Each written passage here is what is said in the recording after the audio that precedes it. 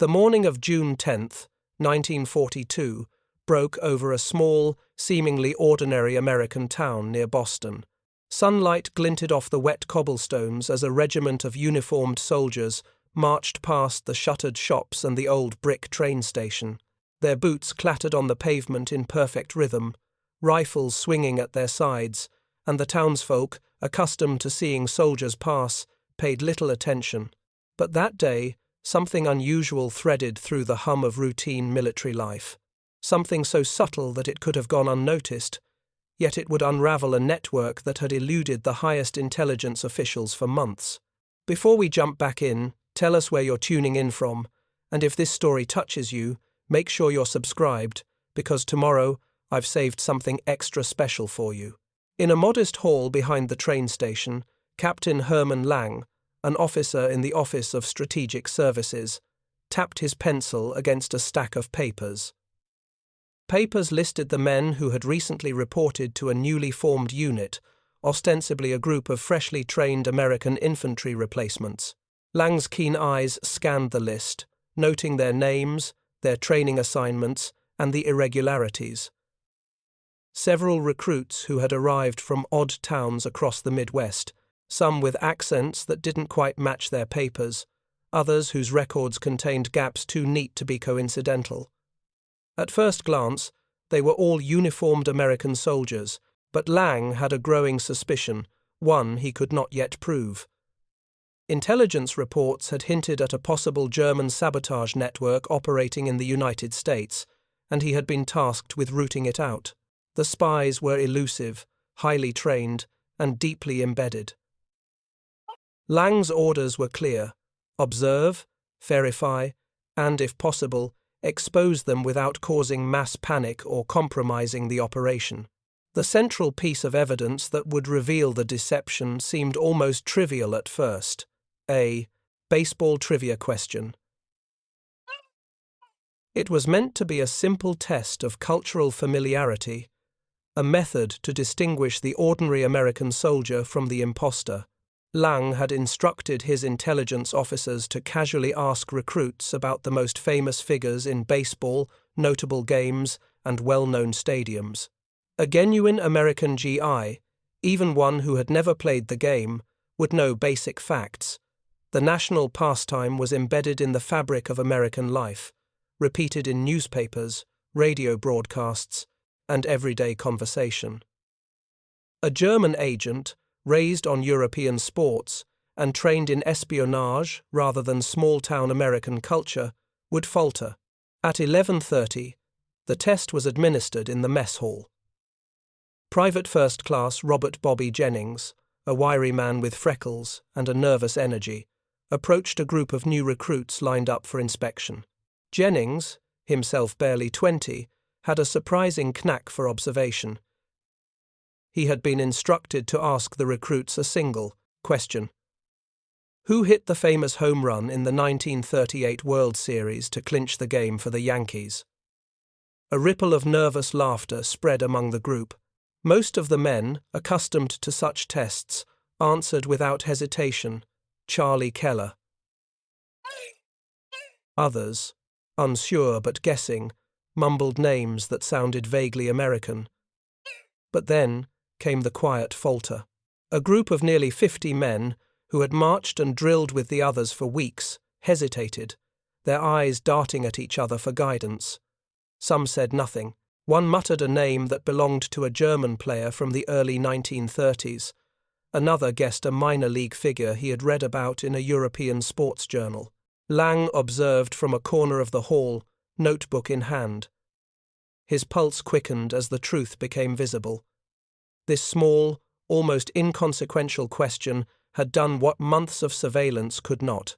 It separated the ordinary American GIs from the imposters with an unmistakable clarity. The men who failed were not Americans, they were agents of the Abwehr, Germany's military intelligence. To understand the irony of this moment, one must consider the context of 1942. Across Europe, the war had reached a fever pitch. The German military had conquered vast swathes of territory, but their spies within the United States were limited in number yet sophisticated. These 50 men, trained extensively in espionage and sabotage, had been placed among American troops to infiltrate, gather intelligence, and, if necessary, carry out acts of destruction against key logistical sites, military bases, and factories. Their training had been meticulous: fluent English, forged documents, simulated military experience, and an encyclopedic knowledge of American weapons systems. Yet, despite all of that, they were unprepared for a question about a baseball game. It was an absurd contradiction, a moment of historical irony that underscored a broader truth: cultural literacy often trumped technical skill. These spies had mastered the art of mimicry, but could not replicate the instinctive knowledge of a country's national pastime. Baseball, in its way, became a psychological litmus test, a signal so mundane that it hid within its simplicity the power to reveal deception. The morning passed with meticulous documentation. Lang recorded each response, noting hesitations, incorrect answers, and visible anxiety. As the agents were separated from the genuine recruits, there was no sudden drama, no gunfire or frantic chase. The network, though extensive, had been revealed quietly and efficiently. The men were taken into custody, questioned further, and eventually transferred to secure holding facilities, where the War Department could dismantle their operation entirely. Behind the scenes, the method had been tested over months. OSS officers had initially experimented with innocuous questions, references to popular radio shows, slang terms, and local idioms. Each method produced incremental results, but none were decisive. Baseball, however, struck a nerve. Its ubiquity in American life meant that knowledge of key events was almost instinctual. Even soldiers stationed at distant outposts, those who had never owned a glove or attended a game, could recount famous moments, often word for word from radio broadcasts they had heard as children. The operation's success was not merely in exposing the spies, but in demonstrating the limits of technical training when confronted with deep-seated cultural knowledge. These German agents had been trained to navigate military bureaucracy, to read maps, and to identify equipment, but no amount of espionage training could instill a lived experience of American culture. Baseball had become a weapon of subtle intelligence, a truth so simple it could not be engineered. Outside the hall, the town returned to its quiet rhythm. Soldiers marched, children played along the sidewalks, and merchants swept their storefronts. The extraordinary had occurred beneath the surface of ordinary life. 50 trained spies had been revealed by a question about a sport, a reminder that the human element, the intangible familiarity with a culture, remains a critical factor in intelligence work. By the end of June, the OSS had used the operation as a template for future domestic counterintelligence efforts. The baseball test became a standard tool, integrated with observation of behavior, review of personal histories, and analysis of accents and idioms. Each success reinforced the principle that the most sophisticated enemy could be undermined by the simplest of methods when combined with rigorous planning and patient observation. Yet, the story did not end with the apprehension of the 50 men. Investigators discovered that these agents had already begun to plant the seeds of disruption. They had been assigned to critical points: ammunition depots, rail yards, and manufacturing plants producing components for the American war effort. Their removal, without alerting the wider network, prevented what could have been a cascade of sabotage. The margin between strategic failure and quiet victory had hinged on a trivial piece of cultural knowledge. Lang, reflecting later in his field notes, wrote, "We have often underestimated the power of what seems insignificant. A game, a phrase, a name can unravel even the most carefully constructed deception. Intelligence is not only the measure of skill and training, but also of the depth of understanding of those we seek to know." The psychological impact on the remaining agents, those yet to be deployed or in training camps, was profound. Word of the operation circulated quietly among German intelligence circles. The notion that American familiarity with their own culture could be weaponized was unsettling. It forced a reconsideration of training methods and highlighted a vulnerability they had never anticipated. On the American side, the operation bolstered morale among OSS officers and field agents. It served as a concrete demonstration that even in a vast, modern war, where technology, logistics, and firepower dominated, human ingenuity and observational skill remained decisive. A seemingly small cultural touchstone had achieved what months of surveillance might not have accomplished. June of 1942, by the end of that week, left an indelible mark on the history of domestic intelligence during World War II. The event exemplified the collision of human psychology, cultural literacy, and operational security. The 50 spies, once confident in their ability to blend seamlessly, had been undone not by superior firepower or counter-espionage devices, but by the knowledge of a game that defined a nation. The weeks leading up to the fateful baseball test had been a study in careful observation and patient preparation. OSS officers, including Lang, had meticulously mapped out the recruits' behavior from the moment they arrived at the induction centers. Every interaction, every slip of language, every hesitation under questioning was recorded in leather-bound notebooks, the pages filled with shorthand, diagrams, and annotations. It was not enough to rely on the records provided by the War Department. These men were adept at forging documents and manipulating authority.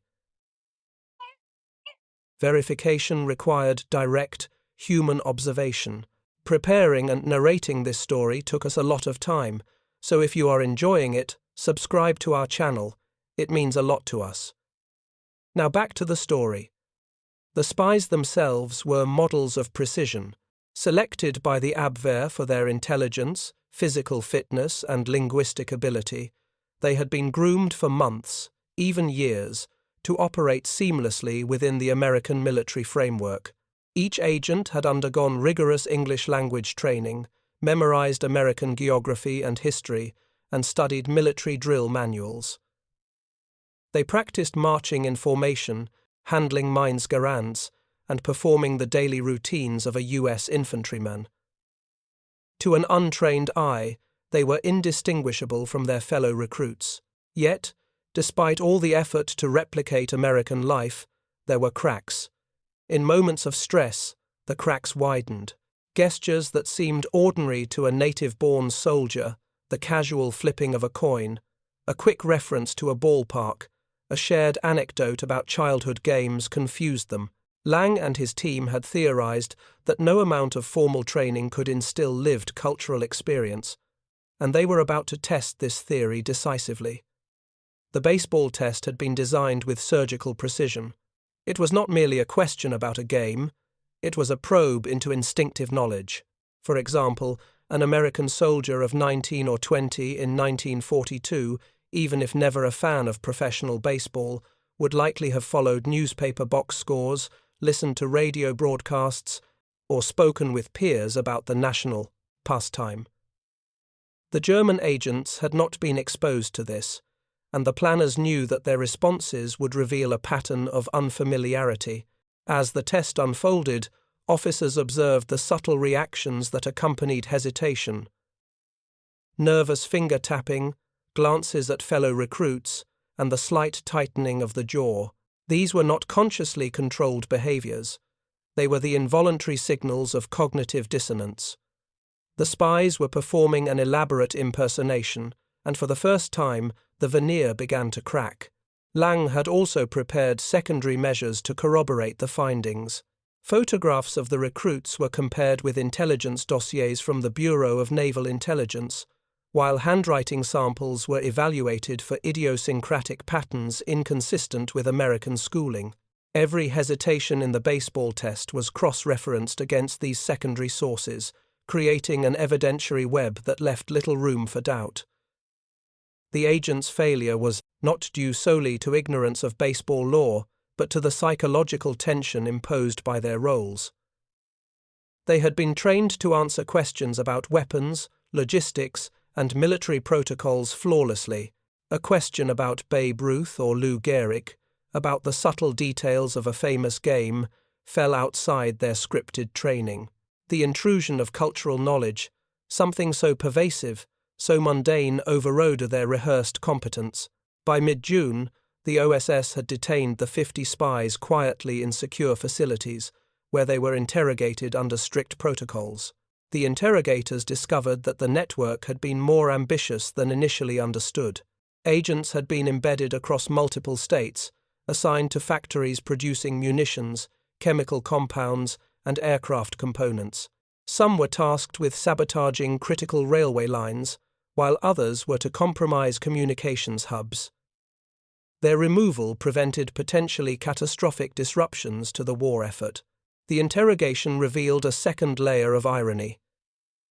The agents themselves were unaware that their training had prepared them for almost everything except the simplest test of cultural literacy. One agent, speaking through an interpreter, admitted that the question about the World Series home run had confused him utterly, though he could recite military protocols with perfect clarity. The contrast between technical mastery and cultural ignorance highlighted a fundamental oversight in espionage training, a lesson that would resonate far beyond the walls of the holding facilities. At the same time, the operation exposed the adaptive nature of intelligence work. OSS officers noted that routine drills, casual conversations, and ordinary interactions could yield extraordinary insight when paired with deliberate observation. The capture of 50 German agents was not the result of a gunfight, a raid, or a code-breaking triumph, but a careful orchestration of social and cultural leverage. In reflecting on the event, Captain Lang recognized a broader principle at play. In any intelligence operation, understanding the human terrain, the shared knowledge, assumptions, and experiences of the population can be more revealing than technical surveillance or physical intrusion. In this case, baseball, a seemingly trivial pastime, became a vector for strategic clarity, exposing vulnerabilities that had been invisible to conventional military measures. The removal of these agents also sent ripples through American military morale. Officers and enlisted men alike found reassurance in the knowledge that the internal threat had been mitigated without incident. The operation demonstrated that vigilance, creativity, and cultural literacy were as crucial to homeland security as any weapon or vehicle. It also provided a psychological boost. If 50 highly trained agents could be unmasked by a simple test, the broader network, no matter how sophisticated, was vulnerable. As the war progressed, this principle continued to guide domestic counterintelligence efforts. Subsequent recruitment centers employed similar subtle tests, not just in sports trivia, but in colloquialisms, regional dialects, and idiomatic expressions. The goal was never to embarrass recruits, but to verify authenticity in a manner that was efficient, accurate, and minimally disruptive to broader military operations. These methods proved remarkably effective in preventing infiltration by foreign agents. The story of how 50 German spies were unmasked by a single baseball question offers a unique lens on World War II. It underscores the interplay between human psychology, culture, and intelligence work. It reminds us that even in a war dominated by tanks, planes, and cryptography, understanding the ordinary everyday life of a society can yield extraordinary strategic advantage. The lesson resonates beyond history. Cultural literacy, the ability to recognize and navigate the shared symbols, pastimes, and references of a society remains a potent tool for discerning truth from deception.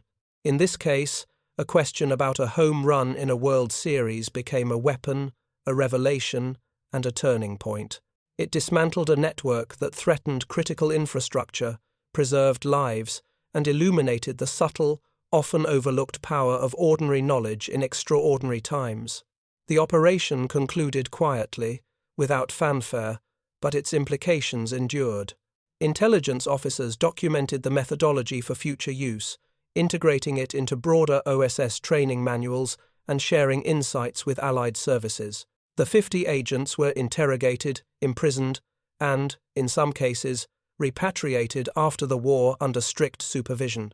Their failure, rooted in cultural unfamiliarity, stood as a cautionary tale for all who would attempt to infiltrate foreign societies. Through this lens, the capture of the spies is not merely a story of espionage. It is a study of human cognition, adaptation, and the unexpected intersections of daily life and global conflict. It illustrates that the most sophisticated operations can be undermined by the simplest forms of knowledge. Baseball, in this instance, was not merely a pastime. It was a safeguard, a test, and an instrument of strategic clarity. The morning of June 10th may have passed quietly on the cobblestones of that small town near Boston, but the impact of what transpired in the mess hall reverberated across the United States. 50 trained operatives, armed with forged papers and meticulous preparation, had been revealed not by force, but by subtle human insight. The war continued, but in the annals of intelligence history, this day remained a singular example of how ordinary knowledge could achieve extraordinary results. In the weeks following the unmasking of the 50 German agents, the full ramifications of the operation began to take shape. For OSS officers like Lang and his team, there was a mixture of relief and introspection. The immediate objective, removing a network of enemy operatives embedded in the United States, had been achieved without bloodshed or public alarm. Yet the operation had also revealed deeper truths about the nature of espionage, human behavior, and the vulnerabilities of even the most carefully constructed intelligence apparatus. The agents themselves were subjected to rigorous interrogation and monitoring. Unlike combat prisoners of war, these operatives were trained not just to fight, but to blend seamlessly into American society. This meant that every misstep or inconsistency had to be catalogued meticulously. Intelligence officers reconstructed their training schedules, cross-referencing German directives with personal accounts, forging a detailed picture of how the Abwehr had sought to manipulate the cultural and operational landscape of the United States. In doing so, the OSS gained invaluable insight into enemy methodologies, enabling them to anticipate and counter similar operations elsewhere. But beyond tactical and strategic gains, the incident carried a profound psychological lesson for the Allies. It demonstrated that knowledge is multidimensional. Technical mastery of weapons or military procedure is insufficient if one lacks the shared cultural understanding that governs everyday interactions. In essence, the German agents were adept at mimicking surface-level behaviors, but they could not replicate the instinctive familiarity with American life that allowed a simple question about a baseball game to unravel their carefully maintained identities. This subtle yet decisive advantage became a touchstone in OSS training, emphasizing that intelligence is as much about observation and interpretation as it is about infiltration or surveillance. The operation also had enduring effects on counterintelligence doctrine. In subsequent months, recruitment centers across the United States incorporated small-scale cultural literacy tests into the screening of new recruits and officers. Questions about popular music, regional expressions, local history, and even food preferences were used to verify authenticity and reveal imposters. These methods proved remarkably effective in detecting potential subversion without the need for heavy-handed enforcement or overt suspicion. It was a lesson in efficiency. The most powerful tools are often the ones that require the least force. For the 50 agents themselves, the consequences were stark. Some were detained in secure facilities for the duration of the war, their missions thwarted before they could begin. Others were returned to Germany under strict supervision after the conflict, serving as cautionary examples to future operatives about the perils of overconfidence and cultural ignorance. Historians later noted that this small episode, seemingly anecdotal, had a disproportionate effect on the Abwehr's operational planning, forcing the agency to reconsider its reliance on agents who were technically skilled but culturally ill-prepared. The legacy of the baseball question also resonates in broader historical terms. In an era dominated by large-scale battles, technological innovation, and industrial production, the victory achieved through cultural insight stands out as uniquely human. It underscores the importance of context, intuition, and lived experience in intelligence work. A reminder that even the most advanced training cannot fully substitute for the subtle, habitual knowledge acquired through immersion in a society. For OSS officers and historians alike, the incident serves as a case study in the power of ordinary knowledge to produce extraordinary results. In reflecting upon the episode, Captain Lang would later describe the operation not merely as a tactical success, but as a lesson in humility and ingenuity.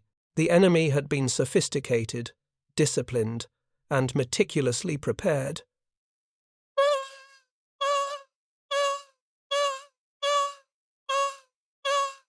Vulnerabilities, their inability to navigate the everyday realities of American life.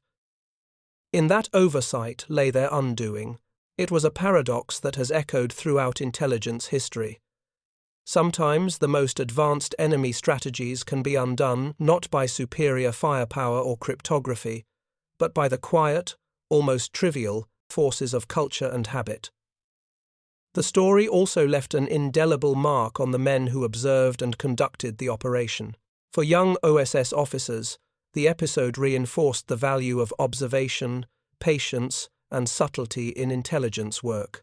It instilled a respect for the nuances of human behavior, demonstrating that understanding the ordinary, whether a child's game, a local custom, or a shared joke, can unlock extraordinary strategic insight. In later years, many of these officers would apply the same principles in post-war intelligence operations, from counter-espionage to diplomacy, carrying forward the lesson that ordinary knowledge is a potent instrument of power. Ultimately, the capture of the 50 German agents through a single baseball question stands as a remarkable intersection of culture, psychology, and strategy. It illustrates the profound irony that in a global conflict defined by machines, armies, and industrial might, the most effective tool at one critical juncture was human understanding itself. It was an intelligence victory achieved not through force, but through insight, not through confrontation, but through observation, not through destruction, but through knowledge. Even decades later, the story continues to resonate among historians, intelligence professionals, and students of the Second World War. It reminds us that in any complex human endeavor, the smallest details, questions about a childhood pastime, the rhythm of a cultural ritual, or the instinctive knowledge of a society, can alter outcomes in ways that technology, training, and doctrine alone cannot. In the quiet halls of the OSS, in the minds of those who designed the test, and in the disrupted plans of 50 German operatives, the lesson was unmistakable. Sometimes, the ordinary holds the power to change history, and so, the legacy of that morning, when 50 German agents failed to answer a question about a baseball game, remains a testament to the subtle yet decisive forces that shape human events. It is a story of observation triumphing over subterfuge, of cultural insight prevailing over technical training, and of human perception turning the tide in ways that conventional weapons never could. In the broader panorama of the Second World War, this operation may have been a quiet episode, but its implications were profound, an enduring reminder that even in the most mechanized, high-stakes theaters of conflict, the human mind, attuned to the nuances of its own culture, can wield an influence as decisive as any army or armament. The story of the 50 German agents also rippled beyond the immediate wartime context, shaping not only counterintelligence procedures, but the broader public perception of domestic security. In the months after the operation, newspapers and military bulletins carefully noted the capture of sleeper agents, though details remained classified. Within the intelligence community, the operation became a textbook example of how the unexpected cultural literacy, intuition, and ordinary knowledge could neutralize a threat that seemed insurmountable on paper. It became an enduring lesson that effective intelligence relied as much on understanding people as it did on intercepting communications or deciphering codes. From a strategic perspective, the incident reinforced the principle that human factors often trump mechanical or procedural superiority. The agents had been trained in sabotage, subterfuge, and survival, equipped with false identities, detailed contingency plans, and access to critical resources. Yet, a seemingly trivial test of cultural knowledge revealed the structural profectors, weakness inherent in any system that prioritizes technical skill over authentic immersion. For intelligence officers, this provided a tangible benchmark. No matter how sophisticated the operational plan, human instincts and context could not be fully anticipated or replaced by training alone. The psychological impact on American operatives was equally profound.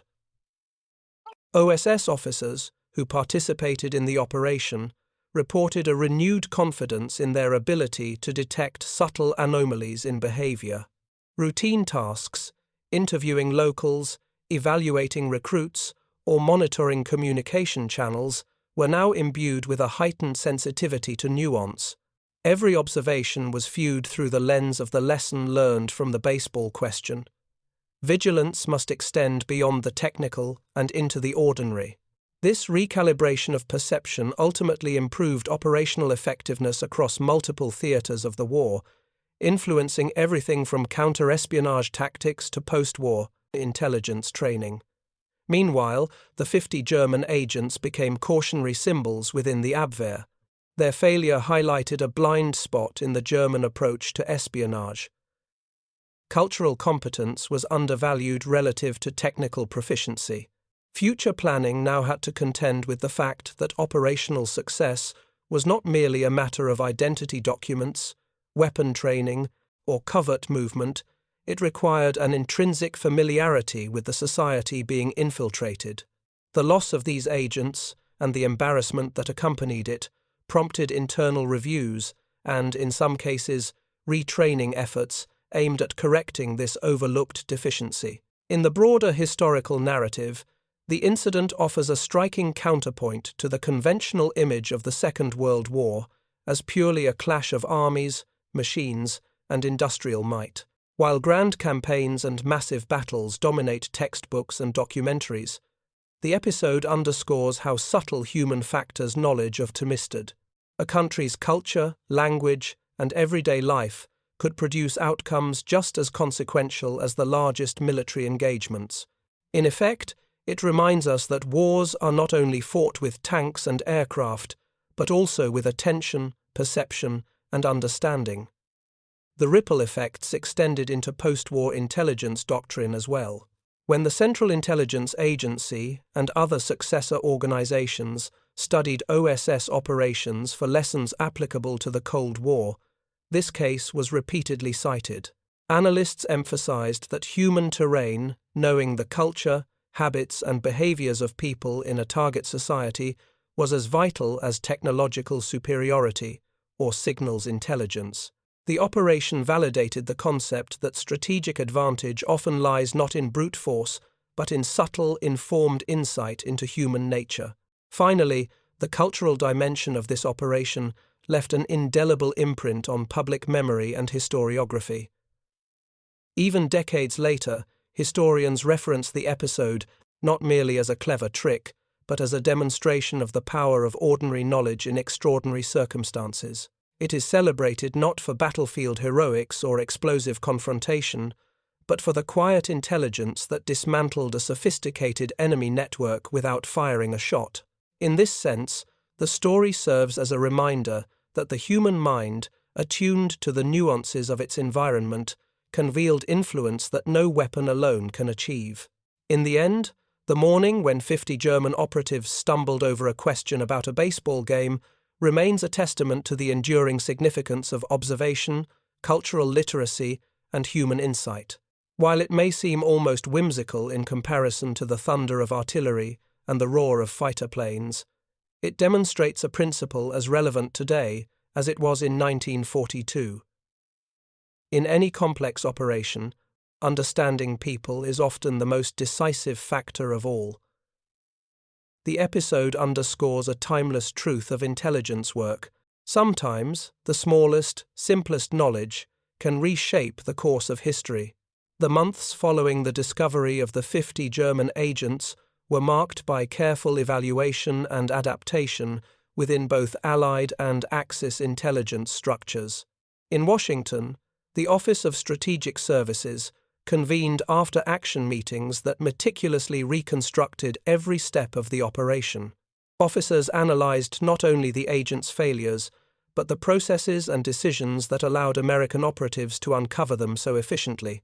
Every interview, observation, and field test was scrutinized, resulting in refinements to standard operating procedures. What had begun as a single, almost anecdotal victory became a model for future counter-espionage methodology, demonstrating that seemingly minor details, such as a trivia question about a baseball game, could be exploited to reveal critical vulnerabilities in an enemy network. The psychological dimension of the incident also left a lasting impression.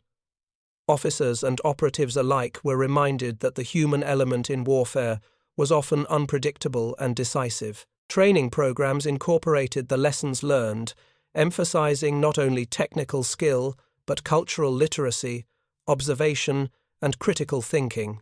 Recruits were taught to recognize behavioral inconsistencies, subtle mispronunciations, and other seemingly minor discrepancies that could betray an operative's true identity. This approach marked a departure from earlier, more mechanistic intelligence methods, illustrating a broader shift in the philosophy of espionage. The mind and the environment were as potent as any weapon. Within Germany, the fallout was immediate and severe. The Abwehr, Germany's military intelligence service, faced internal inquiries and pressure to improve the rigor of its agent training. Commanders realized that even the most carefully planned infiltration could fail if operatives lacked genuine familiarity with the society they were attempting to penetrate. While the captured agents were interrogated and debriefed, the event had a chilling effect on the morale of remaining operatives.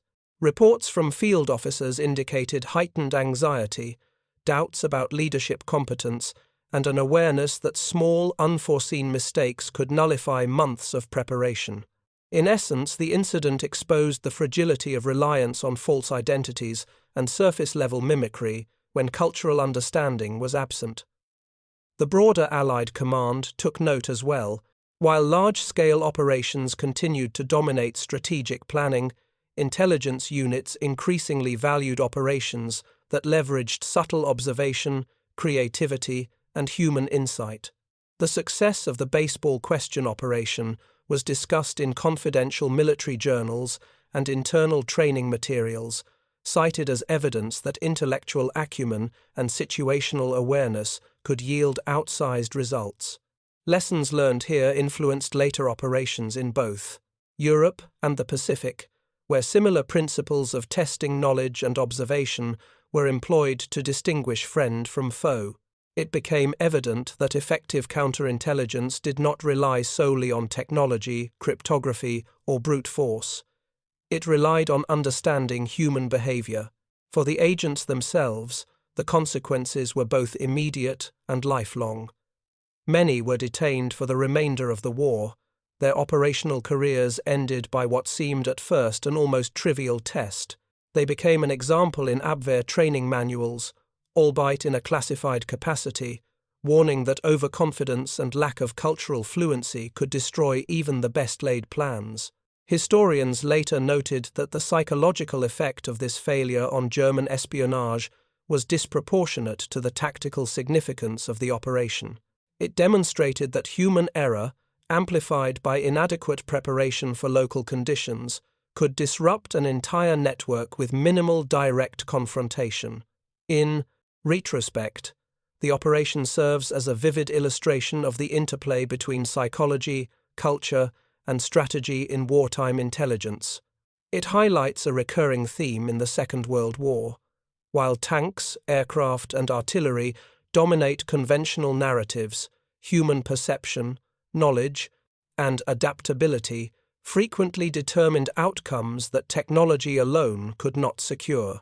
The story of the 50 German agents captured by a simple question underscores the delicate balance of preparation, human intuition, and the unforeseeable variables that shape history. It is a case study in how modest interventions, when correctly timed and informed, can generate disproportionately large effects. Ultimately, this incident became a touchstone in the history of espionage.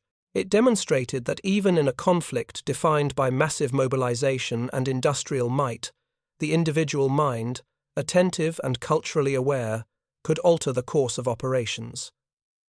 The story reinforces the enduring lesson that mastery of human context is as critical to operational success as mastery of weaponry or tactics.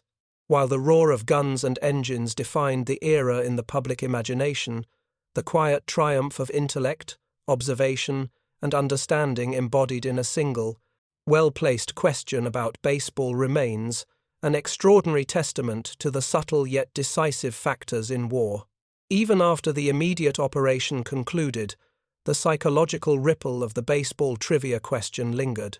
The 50 captured German agents were transported to a temporary holding facility in New York, where their identities and loyalties were meticulously verified. For the men involved, the realization that their entire cover could be undone by a seemingly trivial detail, a simple knowledge of a baseball rule, was profoundly disorienting. Many had spent months, even years, adopting American mannerisms, studying U.S. culture, and rehearsing scenarios for infiltration. Now, in a matter of seconds, the very foundations of their preparation had been exposed. Interrogators from the Office of Strategic Services, America's nascent intelligence service, documented each agent's reactions with precision. Lieutenant Colonel William Donovan's OSS teams were particularly interested not just in the operational failure, but in the cognitive collapse it revealed. Agents who had projected confidence and fluency in American life suddenly faltered over what the OSS memorably termed the absurdly simple obstacle, a baseball question. This small slip illuminated the deeper reality that human deception, no matter how meticulously trained, is always vulnerable to culturally specific knowledge that cannot be fully rehearsed. Among the captured spies, certain individuals became case studies in human adaptability and failure. One officer, codenamed Hans Richter, had successfully impersonated an American mechanic in Philadelphia for nearly 6 months, issuing forged ration cards and mapping transportation routes. Yet, when asked to identify the difference between a bulk and a strikeout, his hesitation revealed a fatal gap in his assumed identity. Another, Carl Weber, had infiltrated a U.S. Army supply depot in Virginia. He had memorized U.S. military protocols and even learned regional colloquialisms. But when the same question arose, the cognitive strain was visible. His carefully rehearsed American persona fractured instantly. The OSS noted these micro-failures in their reports, emphasizing how a single cultural blind spot could render months of training moot. The success of this operation was not merely in the capture of enemy agents, but in the development of a new intelligence principle: exploitation of the cultural blind spot.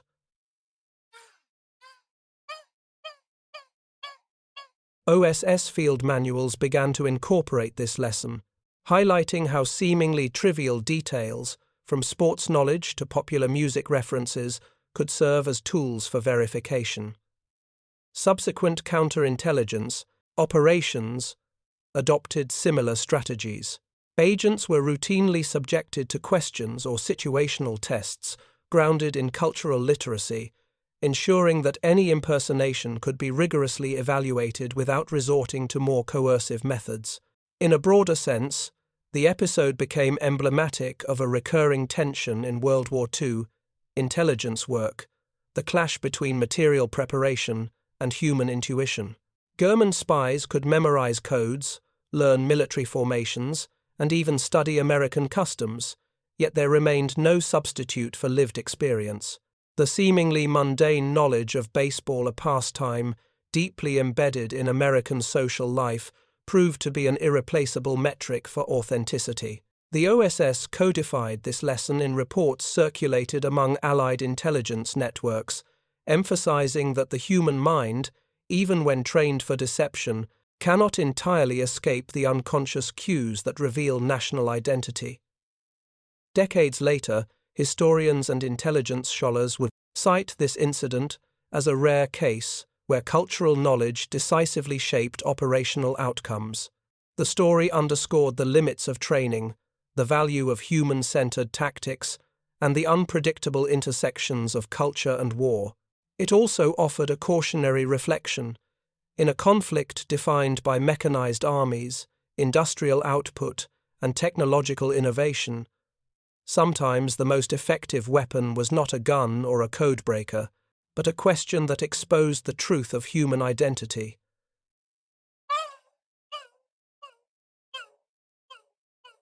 By the war's end, the 50 captured agents had been processed, some sent to internment camps, others exchanged in diplomatic negotiations.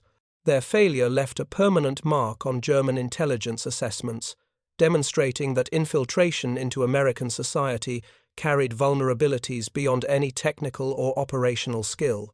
For the OSS and its future successors, the CIA and other Allied intelligence agencies, the episode remained a touchstone, a testament to the subtle but decisive power of understanding the human element. And in quiet reflection, years after the guns had fallen silent, the baseball trivia question lingered as a symbol of irony, precision, and the human dimension of warfare. A small, ordinary test had undone an extraordinary plan, proving that in war, as in life, the smallest details can carry consequences far greater than the mightiest armies. In the months following the operation, the OSS debriefing reports emphasized the profound psychological implications of the capture. For the American agents and interrogators, there was a quiet sense of astonishment at how a trivial piece of knowledge, a single rule from a pastime most Americans took for granted, could unmask an entire network of enemy operatives. Many officers reflected privately that the incident revealed more about the human mind than about enemy tactics. A soldier could memorize protocols, memorize accents, and rehearse dialogues, but lived experience, absorbed unconsciously over years, was impossible to counterfeit entirely. Among those who participated directly in the operation, stories persisted of the moment when the spies faltered. Lieutenant Margaret Sullivan, a code-breaker turned field officer, recounted how the hesitation of a seemingly confident agent triggered a chain reaction. One by one, the other agents began to stumble, each revealing subtle inconsistencies in behavior, speech, and body language. It was almost theatrical, she later wrote in her memoir, like watching the house of cards collapse from the tiniest nudge. But the nudge was a question about baseball.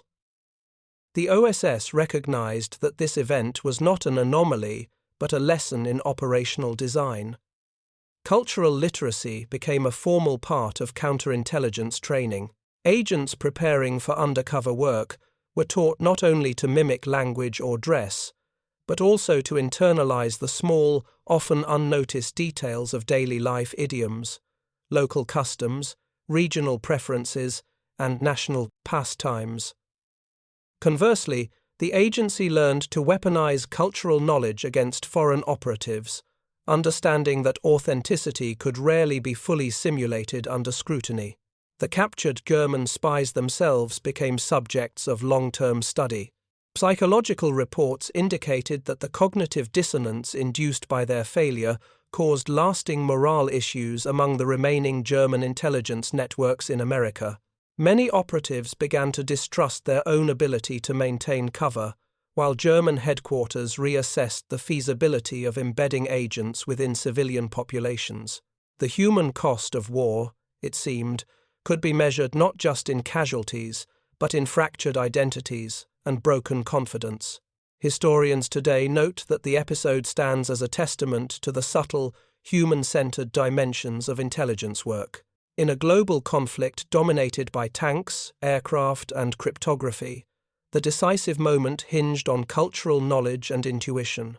The story of the baseball question reminds us that even the most sophisticated plans are vulnerable to the unpredictability of human behavior. It is an enduring illustration that strategy is not only about logistics or firepower, but about understanding the mind, the habits, and the lived experience of those involved. Ultimately, the incident's legacy extends beyond the wartime operation itself. It shaped the OSS's doctrine, informed Allied intelligence strategies during the early Cold War, and became a symbol of how attention to minor details could have disproportionate effects. It is also a story of irony and precision, a reminder that in war, sometimes the most ordinary things, a ball, a glove, a rulebook, can reveal the extraordinary truths hidden in plain sight. Up next, you've got two more standout stories right on your screen. If this one hit the mark, you won't want to pass these up. And don't forget to subscribe and turn on the notification bell so you don't miss any upload from us.